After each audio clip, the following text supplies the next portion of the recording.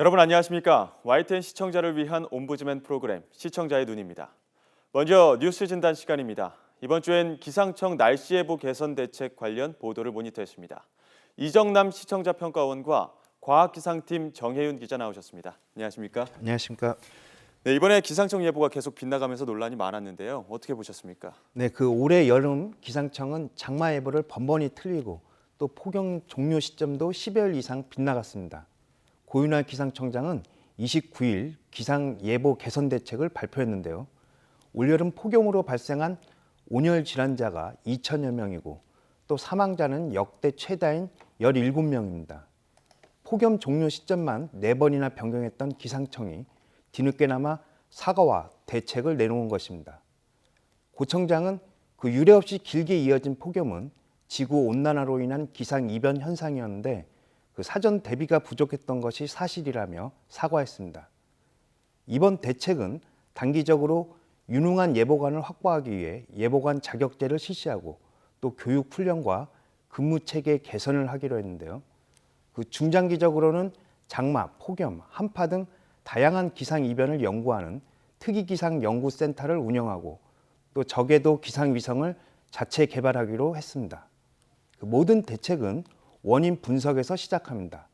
기상청은 이번 대책을 발표하면서 부정확한 예보의 원인으로 유례없는 기상 이변, 또 낮아진 수치 모델 예측성, 예보관의 수치 예측 결과 보정의 한계 등을 제시했습니다.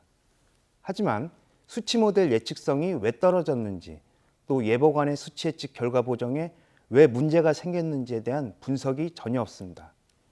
기상청에서 발표하는 날씨 예보는 실생활뿐만 아니라 산업에도 많은 영향을 주고 있는데요. 이번 기상청의 개선 대책에 대해 구체적인 설명을 부탁드립니다. 예, 기상청 예보가 생계와 관련된 분들도 참 많은데요.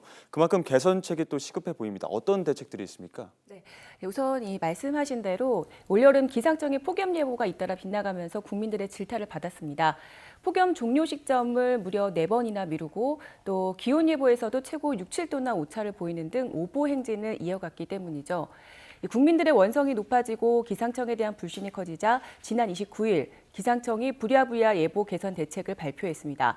먼저 개선 대책 내용부터 짚어보도록 하겠습니다. 예보 개선을 발표하는 자리에서 기상청장은 잦은 오보에 대한 반성과 사과로 시작했습니다. 기상청의 날씨 예측 실패에 대해 뼈저리게 반성하고 또 국민께 죄송하다는 내용이었습니다.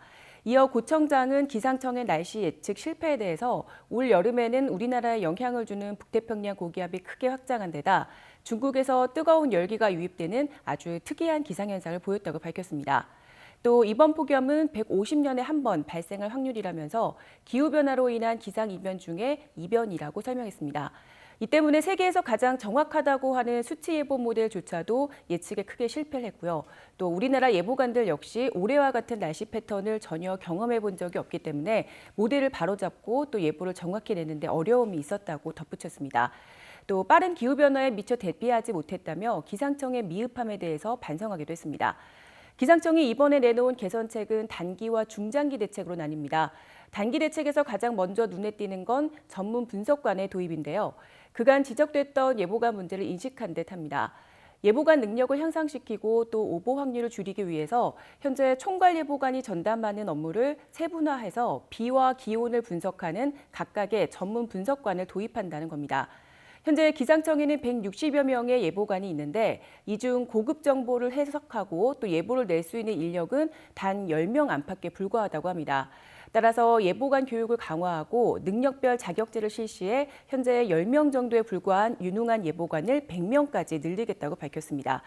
이와 함께 기상청만이 아닌 외부와의 소통 통로를 넓히고 또 악기상을 경험한 퇴직 예보관을 자문관으로 영입함으로써 예보 결정에 참여하도록 하겠다고 덧붙였습니다. 중장기 대책으로는 내년부터 장마와 폭염을 집중 분석하는 연구센터를 운영하고 평생 예보관 제도와 인공지능 도입도 추진하기로 했습니다. 또 지금 가장 시급한 한국형 수치예보 모델 개발도 속도를 내서 2019년부터는 직접 활용 가능하도록 할 계획입니다. 하지만 이번 기상청이 내놓은 개선 대책은 전문가들의 비판을 받고 있습니다.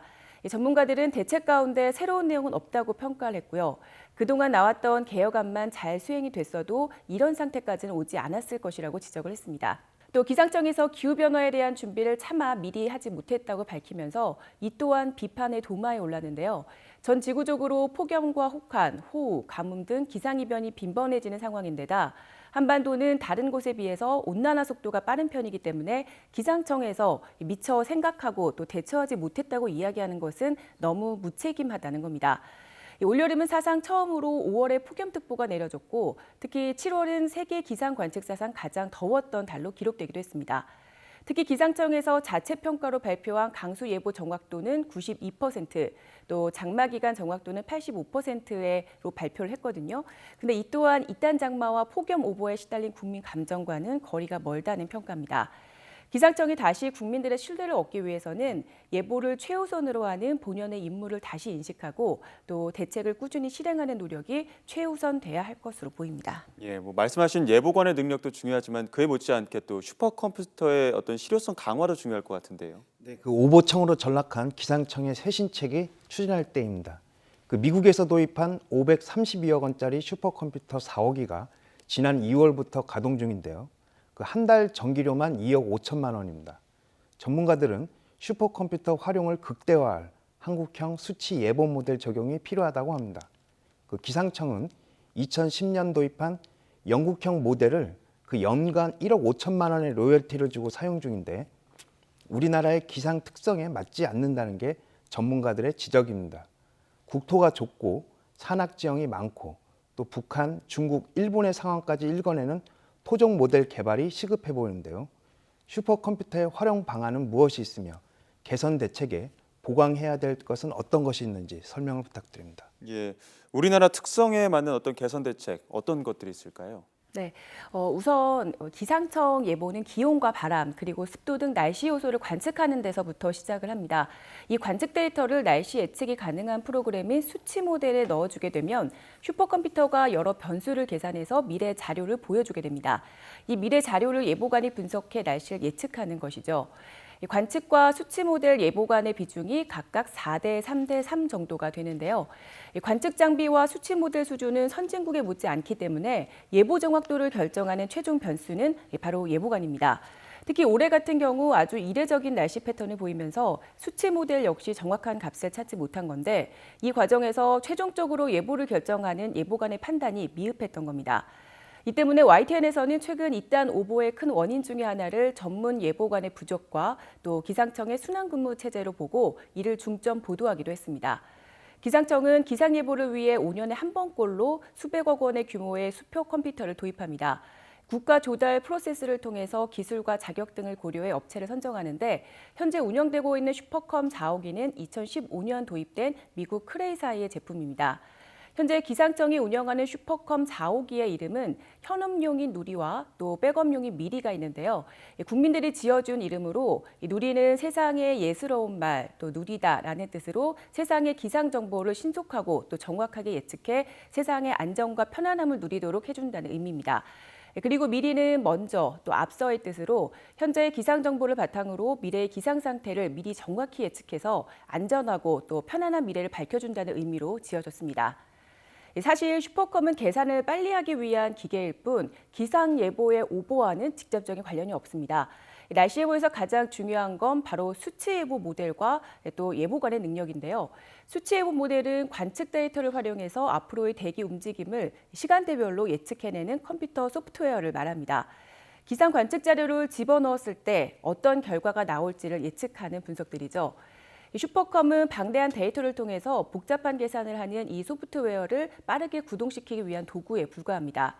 현재 기상청은 세계에서 가장 정확하다고 하는 영국 수치예보 모델을 활용하고 있는데요. 지난 2009년까지는 일본에서 들여온 모델을 썼는데 기존 모델의 경우 첨단 관측 자료와 우리나라의 지역적 특성을 제대로 반영하지 못하는 문제점을 안고 있어서 지금의 세계적인 수준의 영국 모델을 도입하게 된 겁니다. 하지만 이 훌륭한 모델 역시 지형과 기후 등 변수가 많은 한국형 날씨 예측에는 부적합하다는 지적이 많습니다. 따라서 우리나라의 여러 특성을 반영한 한국형 수치 예보 모델을 마련해 예보의 정확성을 높이는 것이 무엇보다도 시급합니다. 아무리 이 슈퍼컴퓨터 성능이 좋아도 수치 예보 모델이 받쳐주지 못하면 무용지물이나 다름없기 때문인데요. 특히 현재 2010년 도입한 영국형 모델을 말씀하신 대로 연간 1억 5천만 원의 로열티를 주고 사용 중입니다. 워낙 비싼 장비와 소프트웨어이기에 계속 오보를 이어가는 기상청의 질타가 이어질 수밖에 없습니다. 전문가들은 우리나라는 국토가 좁고 또 산악 지형이 많은 특성을 지닌 데다 북한과 중국, 일본의 상황까지 읽어내야 하기 때문에 한국형 모델이 시급하다고 이야기를 하고 있습니다.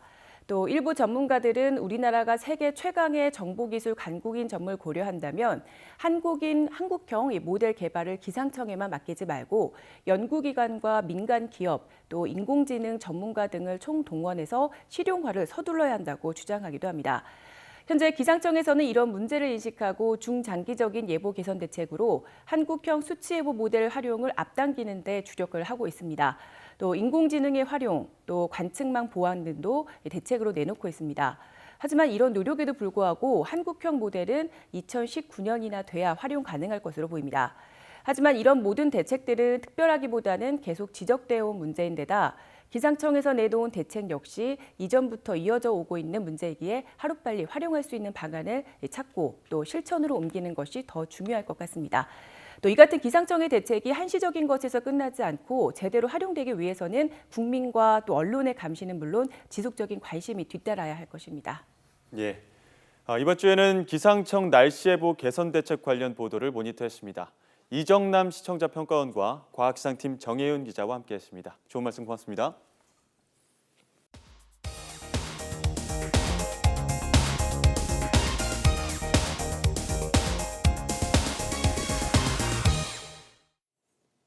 지상파 DMB 채널인 YTN DMB 프로그램을 평가하는 내가 본 YTN 순서입니다.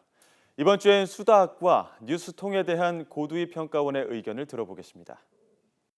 안녕하세요. YTN DMB 시청자 평가원 고두희입니다. 더위가 한풀 꺾이고 가을 날씨가 성큼 다가왔습니다. 지난 여름 시청자 여러분은 어떻게 지내셨나요? 어느 해보다 더웠던 날씨에 바다나 계곡으로 물놀이를 가거나 무더운 날씨를 피해 휴양지로 떠나셨던 분들도 많으셨을 겁니다. 휴가철에는 예상치 못한 사고가 발생할 수 있는데요. 이러한 위험을 최소화하려는 방안으로 여행자 보험이 있습니다. 여행자 보험은 여행이나 출장, 나들이 중에 발생한 상해 및 질병 등의 신체 사고뿐만 아니라 휴대물품 손해, 타인에 대한 배상 책임까지 여행 전 과정에서 발생할 수 있는 사고를 예방하기 위한 보험 상품 중에 하나입니다. 보험은 우리 생활 깊숙하게 자리를 잡고 있는데요. 최근에는 홈쇼핑 등과 같이 텔레비전에서 쉽게 보험 정보를 얻을 수 있고 가입도 간편해지고 있습니다. 예측할 수 없는 미래의 위험을 예방할 수 있는 보험은 우리 생활 깊숙하게 자리를 잡게 됐는데요. 단기간 가입할 수 있는 여행자 보험이나 은퇴 이후에 생활을 보장받고자 가입하는 연금보험, 더 가까이는 국가에서 보장하고 있는 건강보험까지 다양한 보험 상품이 있습니다. 그렇다면 이러한 보험은 누가 구상해서 계획하는 것일까요? 지난 방송에서 소개한 수다학에서 그 내용을 확인할 수 있었습니다.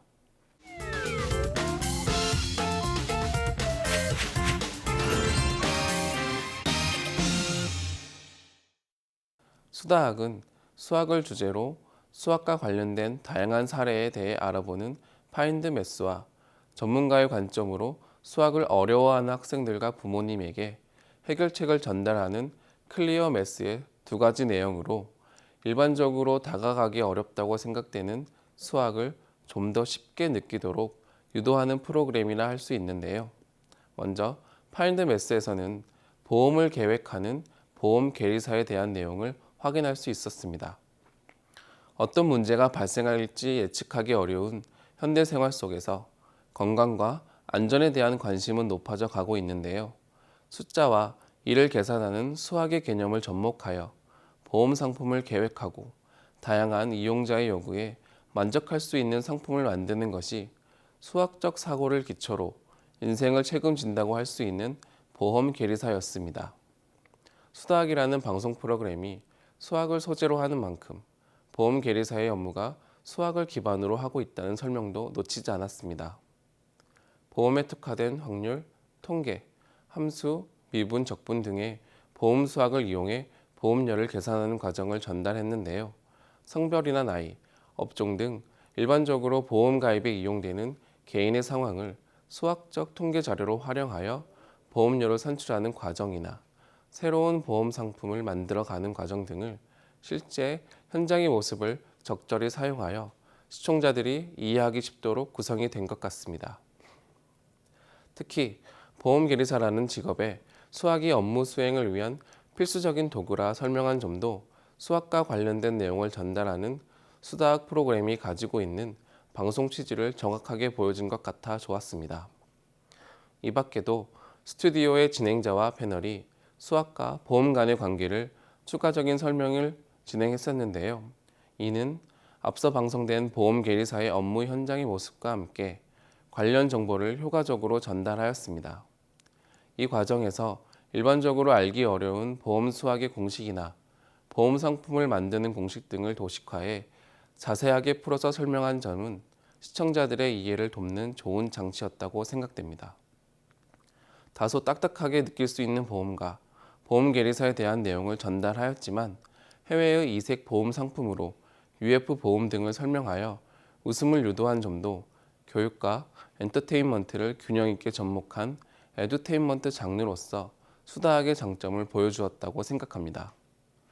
하지만 교육적 내용을 전달하는 목적을 갖는 프로그램이 진행자로서 옷차림이 다소 적절하지 못했다는 생각이 들었는데요. 딱딱한 뉴스 프로그램이 아니므로 진행자는 과하지 않은 선에서 개성을 나타낼 수 있는 다양한 옷차림을 할 수 있습니다. 그러나 이번 방송에서는 얇은 소재의 블라우스를 입고 나와 다소 민망한 상황이 연출되었는데요. 수다학은 다양한 연령대의 시청자들을 대상으로 하는 프로그램의 특성상 수학에 관심이 있는 청소년들도 다수 시청하고 있습니다. 학교의 선생님이 단정한 옷차림에 신경 쓰는 것처럼 수다학의 진행자도 청소년들에게 미칠 수 있는 영향을 고려해 옷차림 선택에도 신중을 기해야 하겠습니다.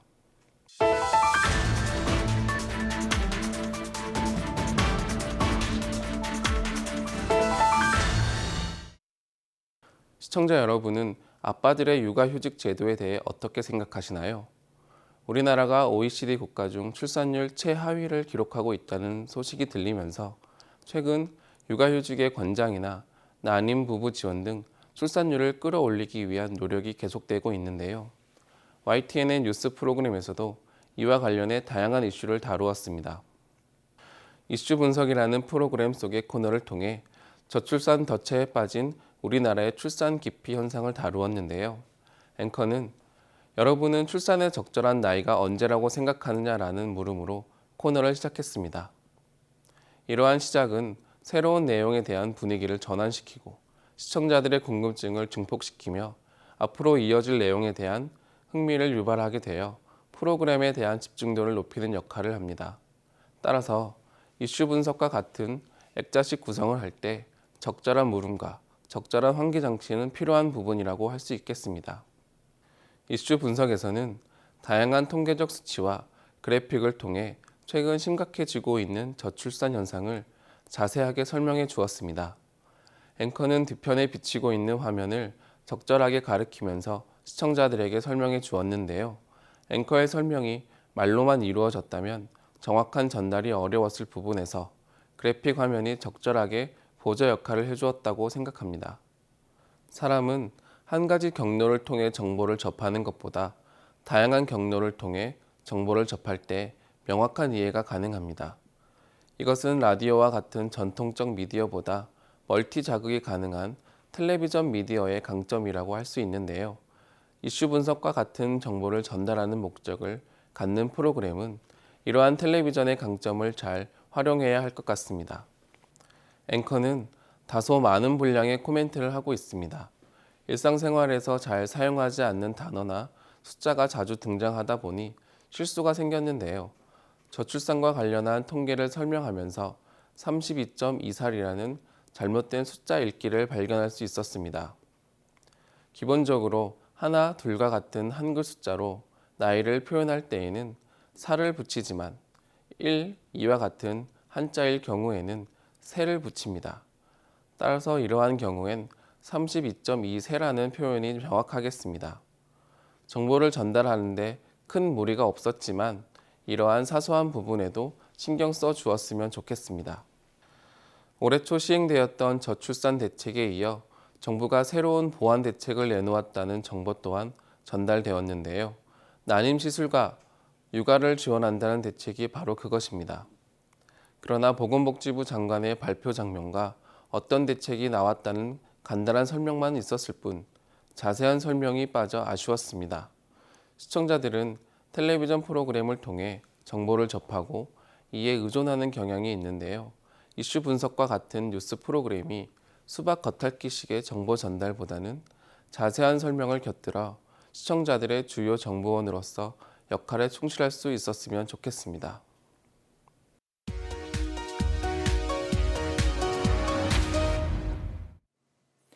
이번 순서는 시청자들의 지적사항을 정리한 모니터 보고 시간입니다. YTN 뉴스를 시청하다 보면 문장 기호가 누락된 자막이나 적절하지 않은 앵커 뒤 배경 화면이 종종 나타나는데요. 시청자들은 좀 더 세심한 주의를 당부했습니다. 지난달 31일 강원 동해안 어선 2,600여 척 항포구의 대피라는 스크롤 자막이 방송됐는데 항포구라는 단어는 없으며 항구와 포구를 합쳐 표시한 것이므로 연결 기호를 중간에 추가해주는 것이 올바른 표현이라는 지적이 있었습니다. 같은 날 한미 정상회담 열리면 강력 지원 표명이라는 자막이 방송됐는데 강력과 지원 사이에 방위라는 단어를 추가해 강력 방위 지원 표명이라고 한다면 자막만으로도 시청자들이 보도 내용을 쉽게 이해할 수 있었겠다는 지적이 있었습니다. 또 태풍 라이언록 일본 통과 47만 명 대피령이라는 자막에서는 라이언록이 태풍의 이름이므로 작은 따옴표를 사용해 이를 표시해주면 좋았겠다는 지적이 있었습니다. 그리고 초중고생 수 급감, 유치원생은 증가라는 자막에서 고생은 고등학생이라는 말하는 것인데 구어적인 표현으로 이해가 가지만 자막으로는 표현이 적절하지 않으므로 초중고 학생이라고 표기하는 것이 옳은 표현이라는 지적이 있었습니다. 또 송희영 전 주필이 주필직과 함께 편집인에서도 물러났다는 뉴스의 자막에서 주필이 무엇인지 잘 모르는 시청자들에게 혼란을 줄 수 있으므로 전이라는 한자를 표기했다면 직위 등으로 해석이 가능했을 것이라는 지적이 있었습니다. 그런가 하면 진주 건물 붕괴 관련 뉴스를 전하면서 앵커 뒤 배경 화면으로 파손된 택시 화면을 사용했는데 사고 현장의 지엽적인 장면보다는 가급적 전체 내용을 담을 수 있는 건물 붕괴 현장 장면이나 항공 부감 장면을 활용해 주었더라면 시청자들의 이해에 보다 더 도움을 주었을 것이라는 시청자 지적이 있었습니다.